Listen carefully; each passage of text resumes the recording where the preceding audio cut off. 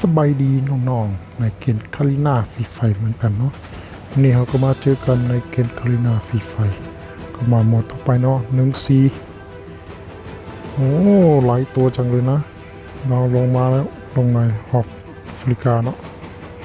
ลงมาแล้วไอ้ใหญ่ลงมาแล้วนี่มาถึงเลยเป๊ะ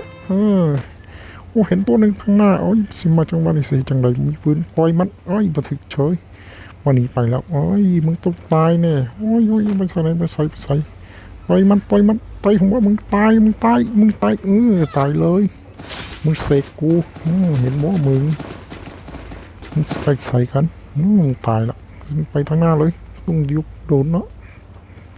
จังหวะนี้มาเต้นจังหวะนี้เขายิงหัวเข้าบ่ได้จังหวะนี้อ๋อจุดปืนน้อยกว่าปืนซานเอามีกระสุนมันน้อยเว้ย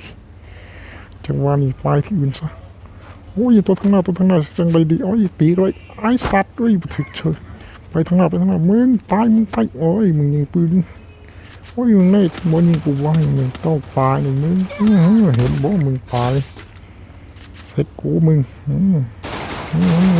เสียไปแล้วมึงต้องตายเนี่ยโอ้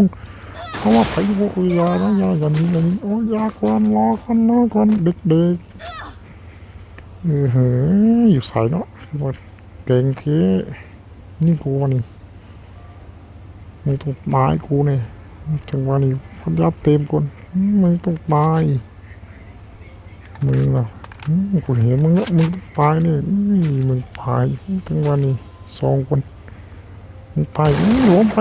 สัตว์มึงสัตว์โอ้ยสัตว์อะไรเสยจังหวะนี้โอ้